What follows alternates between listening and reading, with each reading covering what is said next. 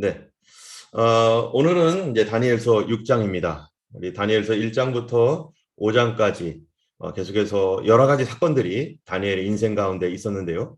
오늘 이 다니엘서 6장은 이제 새로운 나라, 다니엘이 바벨론이라는 나라에게 끌려서 지금 원래는 유다에 있었는데 유다에서 바벨론으로 어쩔 수 없이 포로로 이주해 와서 마치 이민자처럼 살다가 그 땅이 다시 전쟁에 의해서 페르시아에 의해서 점령당했을 때 바벨론의 관리로 있다가 오피서로 있다가 이제 다시 페르시아의 이 높은 프라임 미니스터 왕 아래에 있는 그러한 그 총리로 살게 된 그 다니엘의 오늘 이야기를 통해서 정말로 계속해서 믿음의 도전들이 올때 우리가 어떻게 살아가야 될 것인가. 여러분, 우리가 지금까지 살던 것이요, 그냥 이 세상에 있던 상식과 우리의 커먼 센스, 또 그냥 평범하게 살아왔어요.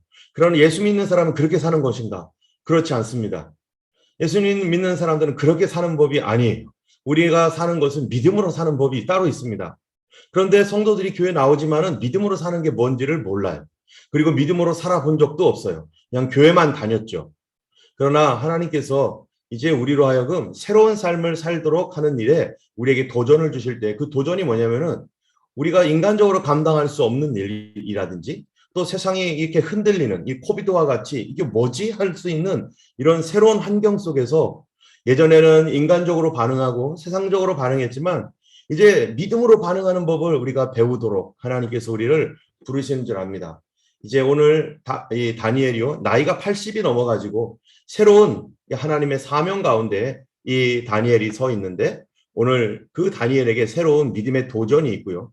그 도전을 어떻게 이기는지, 어떻게 그가 반응하는지 우리가 보면서 참된 믿음은 뭔지, 우리가 어떻게 믿음으로 사는 것인지를 알아야 될 것입니다.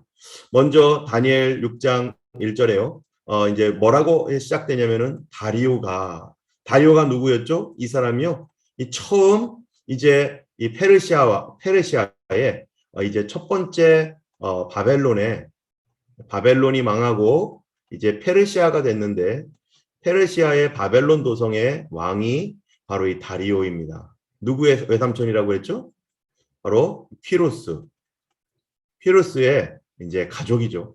이 다리오가 이제 왕위에 올라서 페르시아라는 나라가 이제 시작이 되는데, 이 고관 120명, 그 나라에 120명을 어포인트 했어요. 그래서 그 나라를 다스릴 수 있는 그런 120개의 프로빈스, 그 도성을 만들어 가지고, 여기를 나라가 너무 크니까 그래서 여기를 다스릴 수 있도록 그렇게 하는 그런 통치를 하게 됐습니다.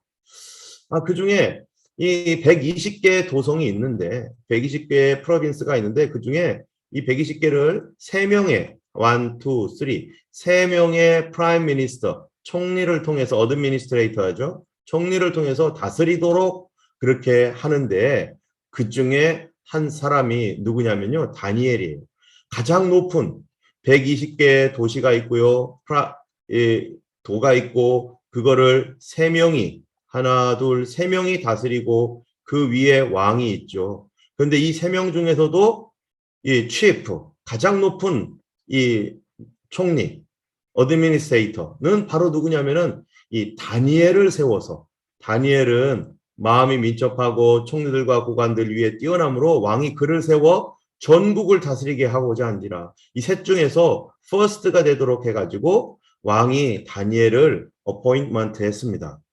그렇게 해서 이 나라를 다스리려고 합니다. 여러분 생각해 보세요.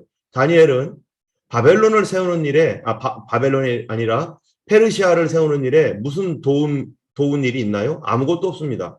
다니엘은 그날 거기에 있었을 뿐이에요. 벨사살 왕이 죽음을 당할 때 다니엘은 그날 거기에 있었고, 거기에 있었던 다니엘이 갑자기 새로운 왕, 이 페르시아의 왕 다리오에게 이 주스 돼가지고, 그래서 총리가 되는데 가장 높은 총리가 되는 거예요. 여러분, 총리는 아무나 하는 게 아니죠. 공을 많이 세운 사람.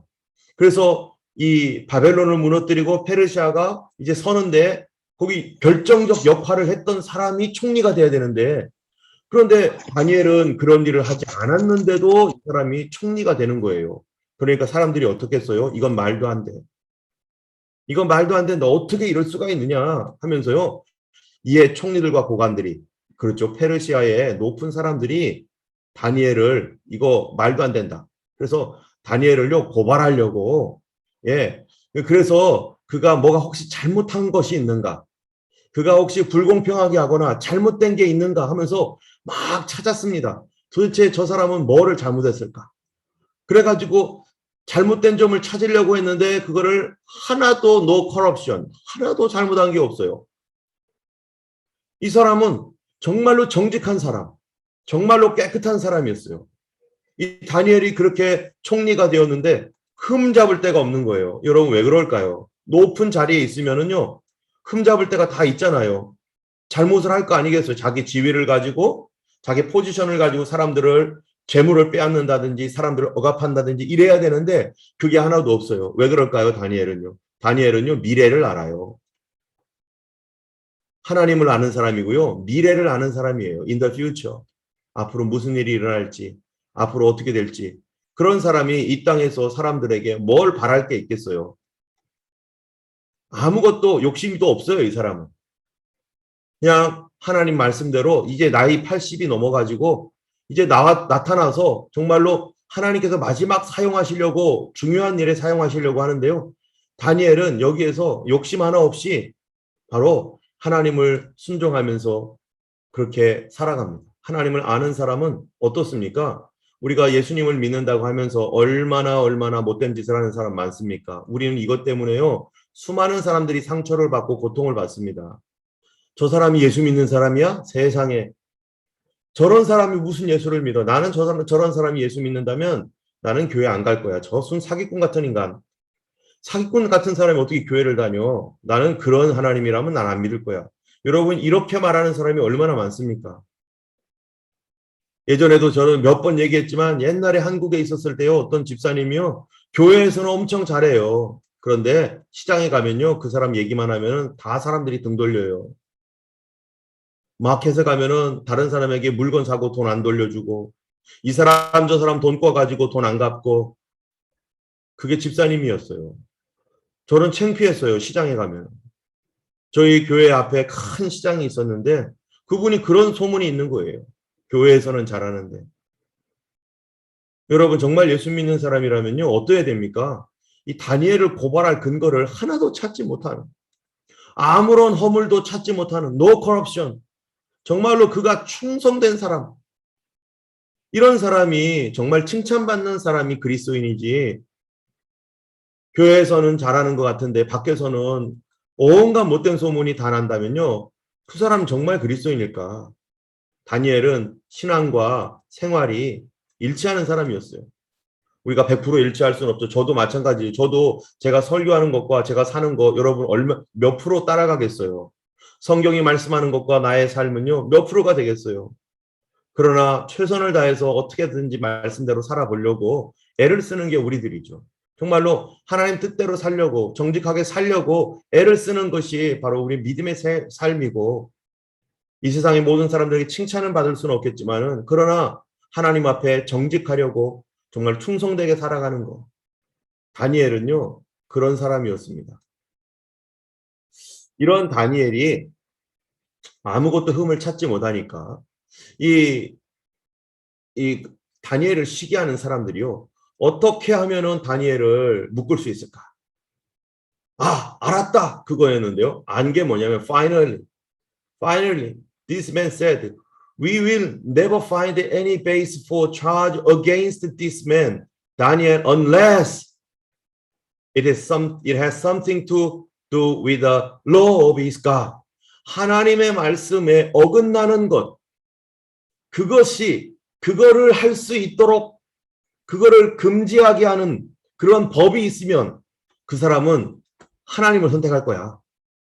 이 사람은 그러면 우리에게 걸릴 거야. 라고 하는 이 어떤 법을 만들려고 이 사람들이 하느냐면요. 일반적인 것으로는 안 돼요. 그러니까 하나님의 말씀과 반대되는 법. 그거를 만들자. 다니엘은 하나님 말씀 따라갈 거니까. 그가 어떻게 했는지 알죠. 그래서 둘 중에 하나예요. 반대되는 법을 만들었을 때 반대되는 법에 굴복하면 그는 타락할 것이고, 그죠? fall 할 것이고, 하나님 앞에서 fall 할 것이고, 두 번째, 반대되는 법을 따라가지 않고 거부하면은 자기들이 만든 법대로 죽을 것이고, 이래도 문제, 저래도 문제. 그러면 다니엘이 타락하면요, 어떻게 되겠어요? 다니엘 타락하면 더 이상 믿음 안 지키겠죠. 여러분, 사단은요, 우리가 타락만 해라. 우리가 아무리 신실한 사람도 영적 도전을 받을 수밖에 없습니다. 타락만 한번 해봐라. 그러면 어떻게 된다는 거예요? 하나님 앞에 보호를 못 받고 오히려 하나님의 징계를 받을 것이다. 그게 누구였어요? 욥이었죠. 욥. 욥 한번 하나님 앞에 소해요. 욕만 해봐. 하나님을 저주하고 하나님을 블레임 해봐라. 그러면 너가 이 고통에서 벗어날 수 있을 것이다. 뭐 이러면서 얼마나 유혹을 합니까? 그러나 욥이 자기가 받은 고통과 고난에 대하여 하나님을 블레임하지 않습니다. 끝까지 지켜요, 입을. 그랬더니 오히려 나중에 어떻게 됩니까? 이 사단이 무너지죠. 하나님이 영광을 받으시죠. 이처럼 이 세상적으로 흠이 없었던 다니엘, 하나님의 법을 무시하고 하나님의 법을 따라가지 못하게 만들려는 그 법을 만들어서 다니엘을 묶으려고 하고 그를 타락시키려고 하는 존재. 바로 사단이요. 우리 그리스도인들과 교회를요. 타락시키려고 합니다. 어떻게든지 타락시키려고 해요. 어쨌든 그런 가운데 그들이 드디어 법을 하나 만들었습니다. 그 법이 뭐냐면은요.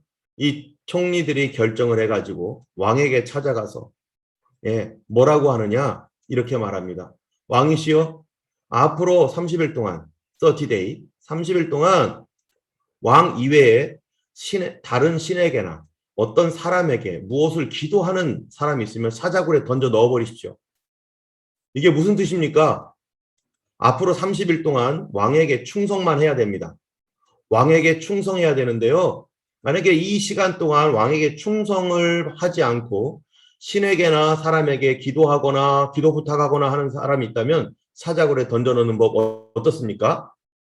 왕은요. 이게 무슨 뜻인지 모르고 그렇지. 우리나라가 이제 새로 세워졌으니까 사람들이 뭐 해야 돼요? 나라에 애국심이 있어야 될 거 아니에요. 이 나라를 사랑하고 나라를 정말로 왕에게 충성하는 그러한 그 충성이 있어야 될 거 아니겠습니까? 온 세상은 다 이런 충성이 필요해요. 그래서 좋다. 30일 동안 나에게 충성하고 애국심을 보여라. 페이트리어트. 애국심을 보여라. 며칠 동안요? 30일 동안. 여러분 이러한 일이요. 성경과 어떻게 배치됩니까? 하나님 이외에 다른 신에게 절하거나 하나님 이외에 다른 신을 섬기지 말라 하는 10계명의 10 commandment의 1, 2계명에 정확하게 반대하는 겁니다. 여러분에게 만약에 이 세상에서 이런 일이 있다면 어떡하겠어요? 그런데 다니엘 시대 때요. 하나님의 말씀에 반대하는 세상 법이 생겼어요. 이거를 국회의원들이 만들었고 왕이 거기다 도장 찍었어요. 대통령이 도장 찍고 총리가 도장 찍었어요. 더 이상 모이지 마라. 여러분 이 땅에 만약에 마지막 때에 어떤 일이 있다고 합니까? 교회가 핍박을 당할 건데요. 교회가 어떻게 핍박당하겠어요? 교회가 윤리적으로 핍박을 당하겠습니까? 안 됩니다. 지금 방역 체계 해가지고 방역법이 있어요. 방역법. 그래서 코비드 19으로 인해서요. 못 모이게 합니다. 그런데 교회만 못 모이는 게 아니죠. 이 다른 모든 식당도 못하고 예식장도 못하고 다른 데 다 못해요. 교회만 못하는 게 아니죠. 여기나 교회나 다 동일하게 하니까 우리가 따라가는 거죠. 그런데 만약에 어떤 일로 인해서요. 교회에 모이지 마. 다른 데는 모이더라도 교회는 모이지 마. 여러분 한국이 그렇게 하고 있잖아요. 지금.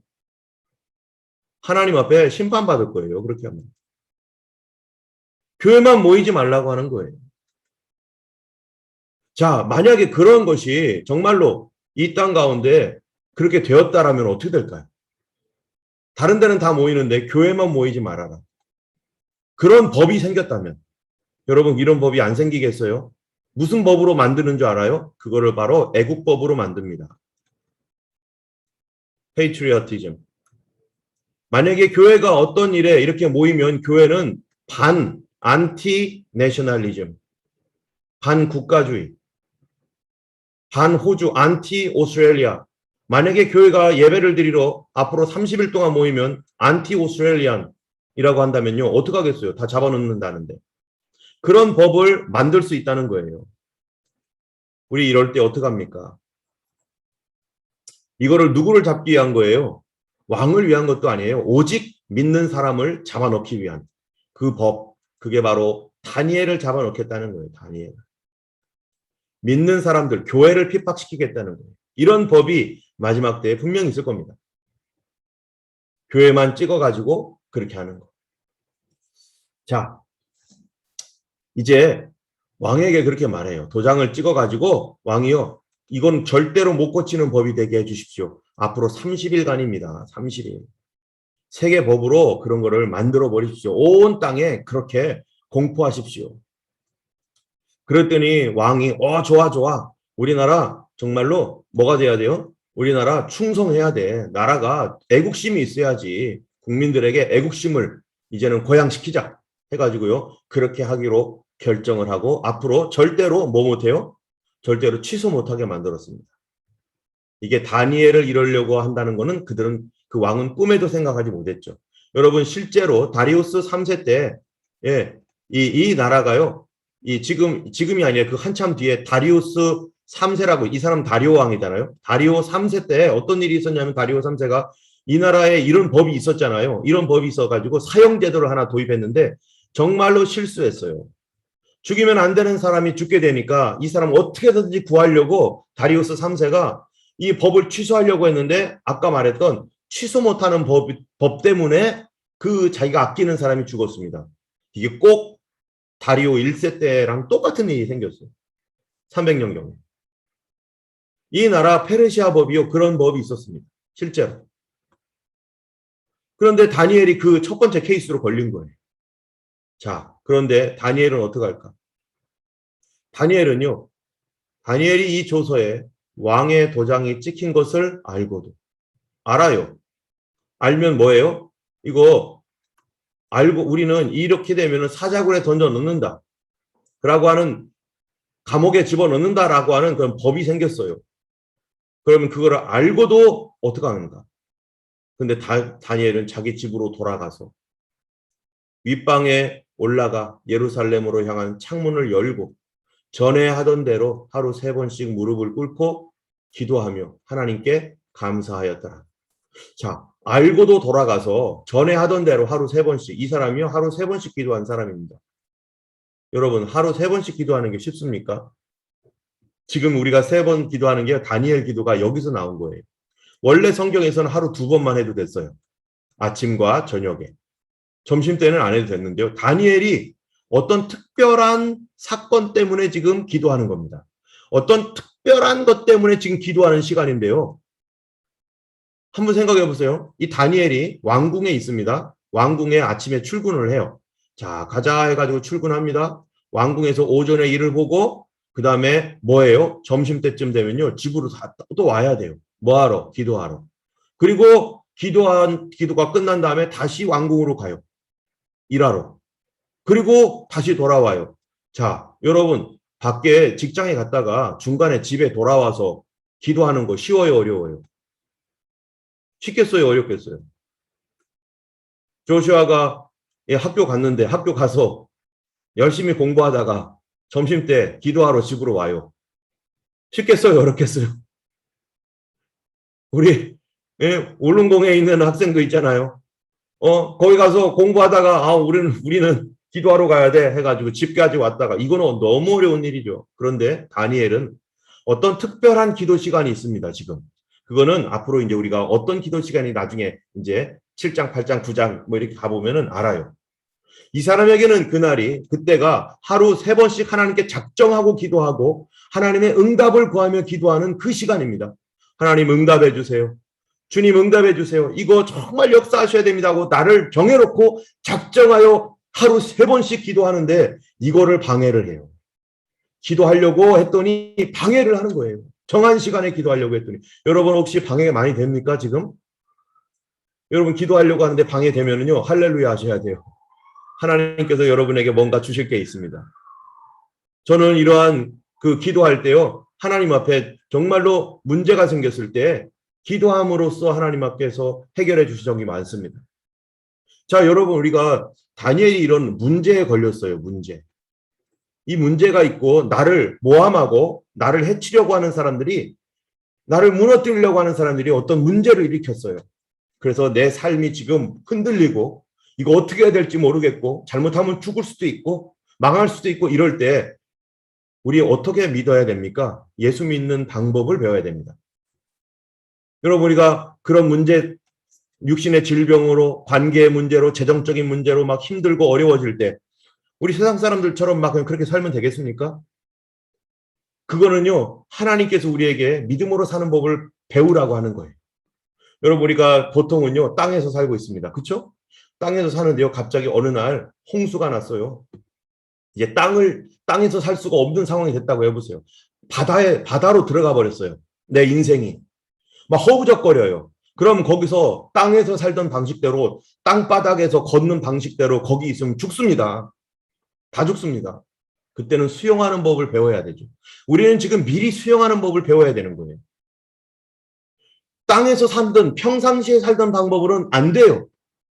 그럴 때에는 수영하는 법, 믿음으로 사는 법을 우리가 배워놓지 않으면 할 수가 없습니다. 그게 뭡니까? 다니엘이 믿음으로 사는 가장 중요한 방법이 첫 번째가 뭐냐면요, 기도입니다. 근데 그 기도가, 그 첫 번째 방법이 기도인데 그 기도를 통해서 무슨 일을 일으키는가? 그 환경을 바꾸고 그 시간에 하나님 앞에 담대히 나갈 수 있는, 그래서 하나님의 역사가 나타나도록 하는 기도, 믿음의 기도의 방법, 믿음으로 사는 법, 그거를 배우는 시간입니다. 우리는 과연 이 코비드 때 경제적으로 또 육신적으로 여러 가지로 어려울 때 우리 뭐부터 해야 돼요?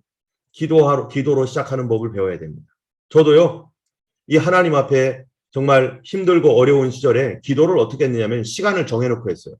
시간을 정하고, 두 번째로 기간을 정해서 성경적으로 시간을 정하고 기간을 정했어요. 제가 어떤 일이 있었냐면은 예전에 기도할 때, 제가 저희 부모님이 예수님을 안 믿었기 때문에요. 신학대학원 들어가는 걸 엄청 반대했습니다. 그래가지고 공부하는 거를 보여주지도 않고 그냥 어디 직장 다닌다고 하면서 대충 다니면서 저는 몰래 이 신학대학원 가는 공부를 했어요.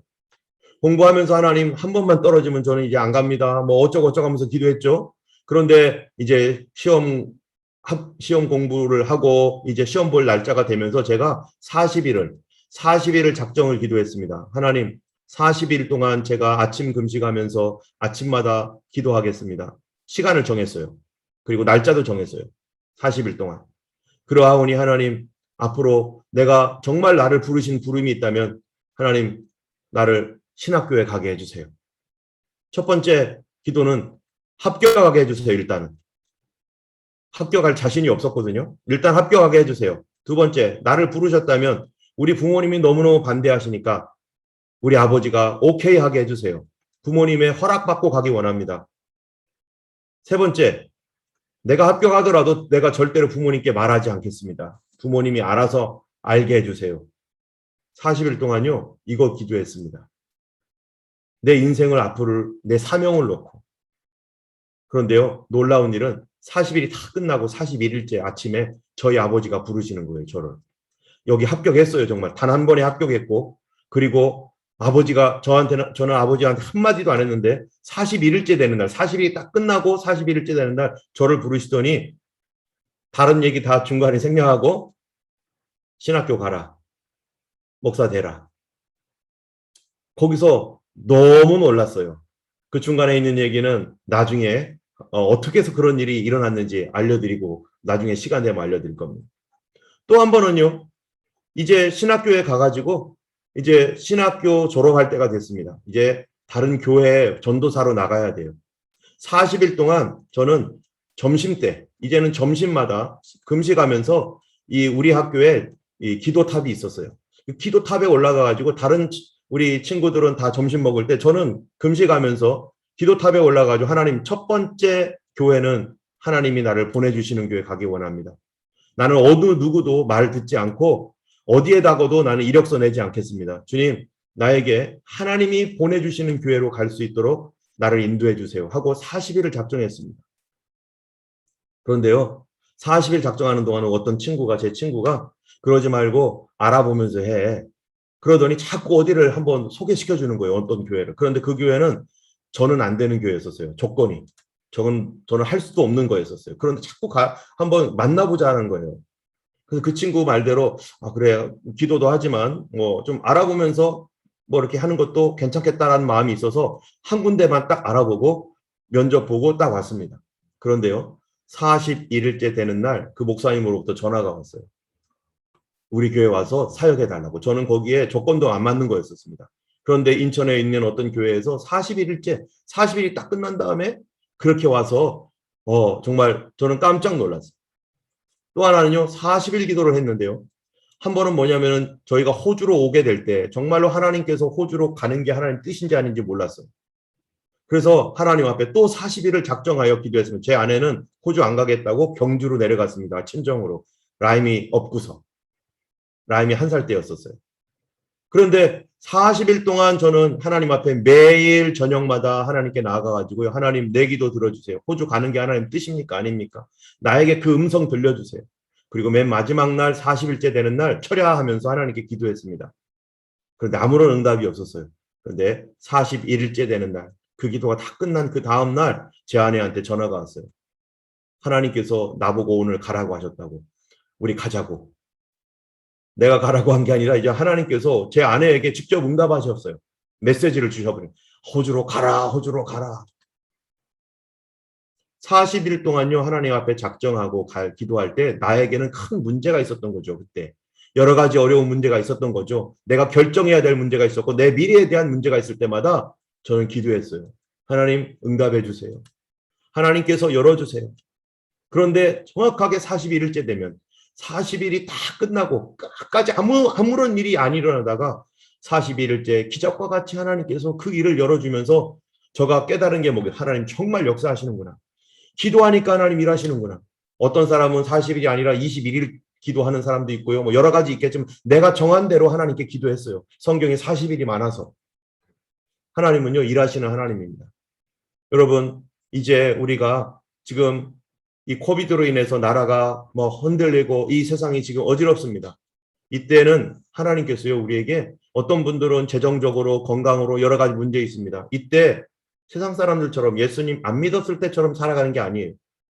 주님이 도와주시려고 기다리고 있고 하나님은 우리에게요, 기도하라고 요청합니다.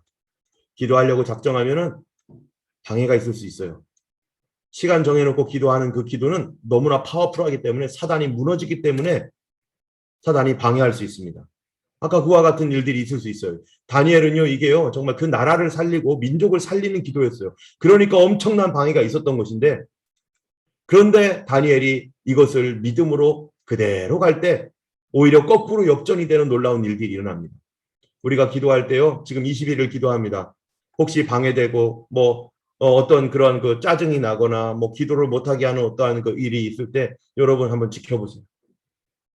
저는 마음이 정말로 원하면은 여러분 이 중에서 이제 20일이 끝나고 21일까지 합쳐가지고요, 10월 18일경에 이제 럭다운 풀린다니까 40일 기도로 그대로 쭉 갔으면 더 좋을 것 같아요.